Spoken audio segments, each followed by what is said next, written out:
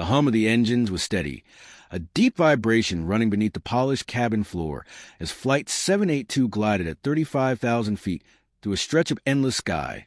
White clouds stretched like field of cotton beneath the aircraft, and inside row 13, seat F, sat Elena Carter, a woman in her late 30s with auburn hair pulled into a neat bun, her amber eyes calm and contemplative as she gazed out the window, while other passengers flipped through magazines, dozed with headphones on, or sipped their drinks, unaware of what was about to unfold. To the casual eye, Elena was just another business-class traveler, dressed simply in a pale blue buttoned shirt and navy slacks, carrying herself with quiet grace that went unnoticed until the sudden ding of the intercom cut through the cabin air, followed by the tense voice of Captain Reynolds. "Ladies and gentlemen, this is your captain speaking. I need you to remain calm. Our flight has been intercepted by two F-22 Raptors," and instantly the atmosphere shifted. Gasps bursting from passengers, mothers clutching children, whispers spreading like wildfire. Intercepted? What's happening? Is there a threat?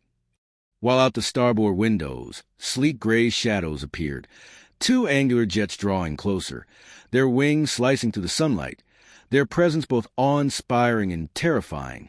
The businessman seated beside Elena, a stout man in his 50s named Mr. Jennings, jerked upright in his seat, pressing his forehead to the glass, muttering, "Good God, why are they here?"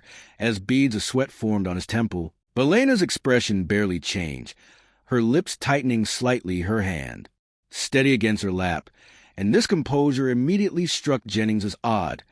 How could anyone be so calm when fighter jets were escorting a civilian flight? But before he could ask, the captain's voice returned strained. "We have been instructed to establish direct communication. If there is anyone on board with military or aviation experience, please make yourself known to the flight attendants." And silence followed, a silence thick with fear and hesitation, until movement drew every eye. Elena, the woman in 13F, quietly unbuckling her seatbelt, rised with a poise that seemed rehearsed, her voice low but commanding as she told the nearest attendant, "I can help."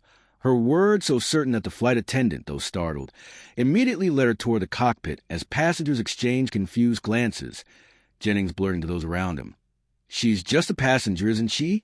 What could she possibly do?" Yet there was something in her walk, something in the way her shoulders squared, that silenced further doubt. The cockpit door shut behind her, and moments later she was seated behind the co-pilot Sarah Mitchell, headset pressed against her ears, the hum of static filling her as she adjusted the radio with the confidence of someone who had done it 1,000 times before, her breathing slow, her voice steady as she keyed the mic. "This is Flight 782. Call sign transmitting. Identify yourselves." And on the other end, the lead F-22 pilot's voice came sharp and clipped, but tinged with surprise at her tone. "Commercial 782. Identify yourself. State your designation and authority." And for a moment, she hesitated, her hand hovering near the switch, because here was the crossroad she'd been avoiding for years, the reason she traveled quietly, anonymously, blending into the masses. But the weight of the moment demanded more, demanded the truth she had locked away. And as Jennings and the passenger sat back in row 13 wondering what role this ordinary woman had suddenly assumed, Elena Carter, known once to the Air Force, to those who fought in distant skies, to those who carried scars of missions etched into memory, not as Elena Carter, but as Valkyrie 1, drew a slow breath, her lips parting, ready to speak the call sign that would shatter her anonymity forever. Her voice slid into the radio with a calm that belied the storm of memories crashing behind her eyes. "This is Valkyrie 1, she said, the words carrying a weight that filled the cramped cockpit with an electricity no one could explain, and for a second the only sound was static. The F-22 pilots on the other end frozen by what they had just heard, until one of them, his voice cracking to the comms, whispered with something closer to reverence and procedure, "Negative, repeat, confirm identity, over." But Elena didn't falter, didn't flinch. She leaned closer to the mic, her eyes narrowing as though she were back in a fighter jet of her own, the roar of turbines all around, and she answered with the same steady tone she had once used when leading men and women into battles no one thought they could survive. "Confirmed. This is Valkyrie 1, formerly of the 119th, transmitting from passenger flight 782. And at that exact moment, both Raptors outside tilted sharply, banking slightly before steadying again, and the passengers peering out from the tiny oval windows of the commercial flight gasped. In unison, because the F-22s weren't threatening anymore, weren't circling with suspicion. They were adjusting position like soldiers standing at attention, holding formation just outside, their wings glinting in the sun. In row 13, Mr. Jennings sat stiff, his mouth half open, repeating her words in disbelief. Valkyrie 1? No, it can't be. While other passengers exchanged confused stares, wondering what it meant, until Jennings, who had once been an amateur historian of military aviation, began stammering, I've read about her back in '08, Operation Black Dawn, the mission where half the squadron was pinned down, the one who flew back into the fire after she was ordered to retreat. She's the one who he stopped, his throat tightening, because the story was too much for him to believe was sitting beside him, only minutes ago in economy class. Meanwhile, in the cockpit, the co-pilot Sarah Mitchell, her young face lit with a mixture of awe and disbelief, kept glancing at Elena as though she were staring at a ghost, the legendary pilot whose exploits have been spoken of in training manuals, always with reverence bordering on myth. And now she was here calm, almost uncomfortable with the attention, speaking into the mic as the lead Raptor pilot's voice returned, crisp, professional, but lined with something deeper. Valkyrie 1, it is an honor, ma'am. Requesting permission to escort you to safe airspace. Over. And Elena's lips pressed into a thin line, because the part of her that had been buried since retirement, the commander, the leader, the soldier, rose instinctively, and she gave the order with quiet authority. Permission granted. Raptors. Hold formation starboard. Maintain altitude. Do not alarm the civilians. And at her words, the two jets shifted, sliding seamlessly into a parallel escort. Position, the sight visible to every passenger inside, a moment so surreal that phones came out. Photos snapped, murmurs swept through the aisles, mothers calming children not out of fear but with words of pride. They're here for her. They're saluting her. Jennings leaned forward in his seat, pressing his palms together as though in prayer, whispering, I thought Valkyrie 1 died in that mission. That's what the report said. And in truth, Elena Carter had never corrected the stories, never stepped forward to claim the title of hero, because heroes didn't wake up sweating from the screams of wingmen lost, didn't carry the ghosts of those who never made it home.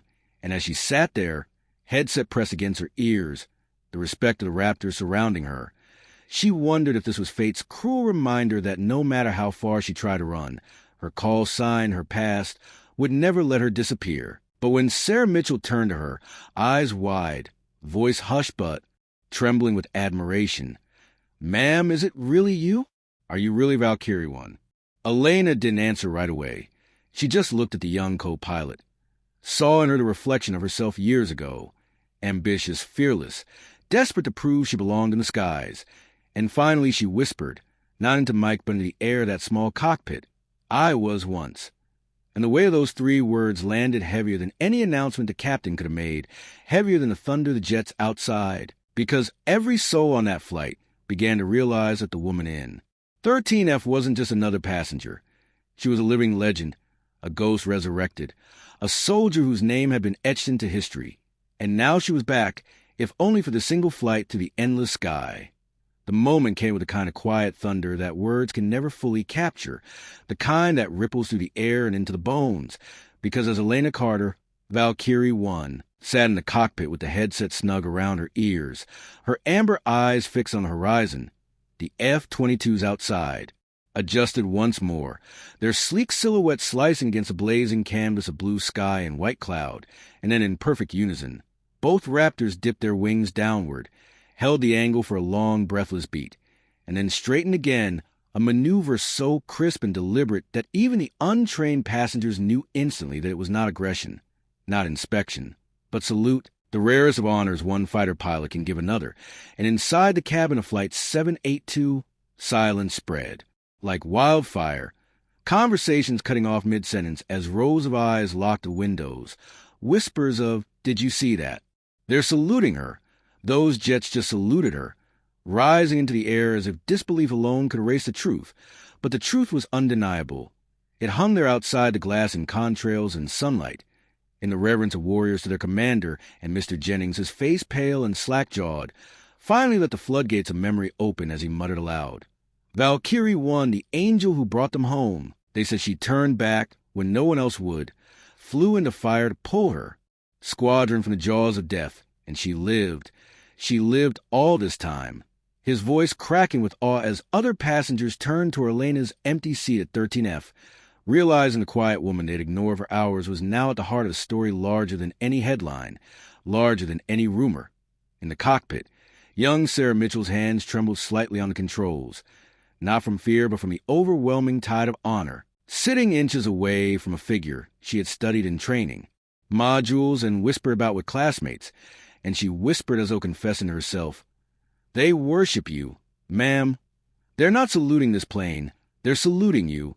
And Elena, still steady, still carrying herself with that strange mix of pride and reluctance, closed her eyes for a moment, feeling the weight of ghosts pressing in, because every salute felt like both honor and burden, a reminder of those who never came home, and those she had buried her call sign in silence for. Years, the sky had dragged it back, stripped her of anonymity, and placed her once again in the light she never wanted. But when she opened her eyes, amber burning against the sunlight, she allowed herself the faintest nod of acknowledgement toward the raptors outside, and that was enough to send the passengers and back into hushed awe, enough to make Sarah's heart pound with reverence, enough to lock into history the day when a commercial flight became a chapter in legend, the day Valkyrie 1 returned to the skies not as pilot, not as commander, but as a passenger in seat 13F whose name was still strong enough to make the mightiest warriors of the air stand and salute. The memories came unbidden, not as sharp images, but as fragments of fire and sound, pieces of the past Elena had spent years trying to bury. Yet sitting in that cockpit with Sarah's wide eyes fixed on her, and the raptors outside holding their tribute, she knew the story could not remain locked away forever. And so, with a voice low enough that only Sarah and Captain Reynolds could hear, she began to speak, each word carrying the weight of ghosts. "Operation Black Dawn," she said, and even Reynolds turned from the controls to listen, because the name was infamous, etched in training manuals and whispered in academies as a mission no one should have survived.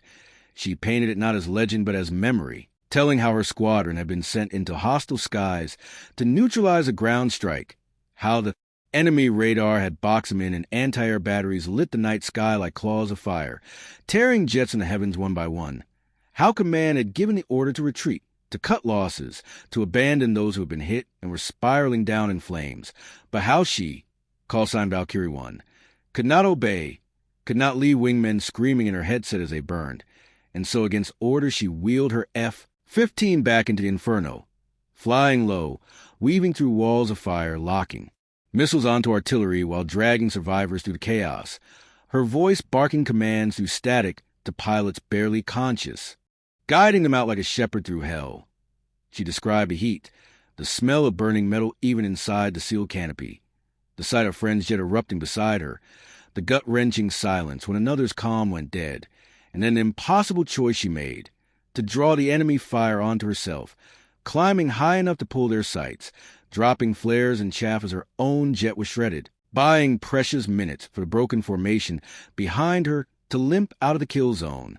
She survived only by miracle, ejecting after her engines failed, watching from a parachute as her squadron, battered but alive, disappeared into the horizon, carrying her call sign back home.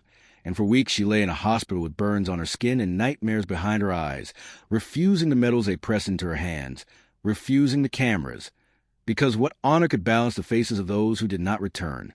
And as she spoke, Sarah's throat tightened, tears stinging her eyes, because this was no myth, no heroic tale polished by history books.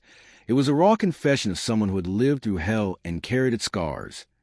Even Reynolds, hardened by decades of flying, clenched the controls tighter, shaken by the gravity of sitting beside the woman who had turned disobedience into salvation. And in the cabin behind, as though some invisible current carried her words beyond the cockpit, passengers whispered among themselves the details Jennings now spilled. The mission, the survival, the sacrifice, until the entire plane seemed bound together by the revelation that the woman in 13F had once flown through fire to save others, and now, here in the quiet hum of a civilian jet, she was once again being honored, not by medals or headlines, but by the silent, wing-dipping salute of raptors who had grown up hearing her name. Proof that legends do not die. They only hide among us waiting for the sky to call them back. The rest of the flight moved as if the world itself had slowed down to bear witness, the hum of the engines a steady him. The passengers hushed, their eyes flicking again and again to the windows where the two Raptors held formation, gleaming guardians against the backdrop of gold-streaked clouds. And though no words passed between them, everyone aboard understood that this was no ordinary escort but a vigil, a ceremony in motion, a tribute carved into the very sky. Elena Carter, Valkyrie 1, sat quietly in the cockpit for a while. Longer, headset resting in her lap, her gaze distant as if still straddling two worlds. The endless blue that had once defined her life, and the cabin of civilians whose awe had turned her silence into legend. And when she finally rose to return to her seat, Sarah Mitchell's hand brushed hers, the young co-pilot whispering, voice trembling with reverence, "Thank you for not leaving them, for not leaving us." And Elena gave only a small, almost imperceptible nod, because words of thanks felt like weight she was never sure she deserved. When she walked back down the aisle, all eyes followed, not in the loud adoration given to celebrities, but in the quiet, reverent way one looks at a monument, and she lowered herself into 13F once more, the businessman Jennings swallowing hard before saying, "You saved them then, and you're still saving people now, just by being here." But she gave no reply, only folded her hands in her lap, her amber eyes returning to the window where the Raptors prepared to break away. At that moment, the jets tilted once more, dipping wings in final salute before rolling into the sunlit horizon, and the sight struck the cabin like a physical force, mothers pressing hands to their hearts, children craning necks to memorize the moment, Jennings whispering, "They'll tell this story for years." And then, as if on cue, the plane broke cloud cover, runway lights twinkling below, the descent beginning. When the wheels kissed asphalt, and the plane slowed to A, crawl, an applause began, not thunderous, not frantic, but soft and steady, a ripple of gratitude and reverence from souls who knew they had been part of something larger than themselves. And Elena, cheeks warm but eyes heavy with memories, accepted it with silence. When the doors opened and passengers filed out, many cast one last glance at 13F, knowing they would never forget the quiet woman with the steady gaze who turned out to be a warrior of the skies. But Elena Carter slipped into anonymity again, walking to the terminal with no medals, no cameras, just the way of her past and a fragile piece of her present, while somewhere above, contrails of two Raptors faded into the ether, carry with them the unspoken truth that legends may grow old, may vanish into the crowd.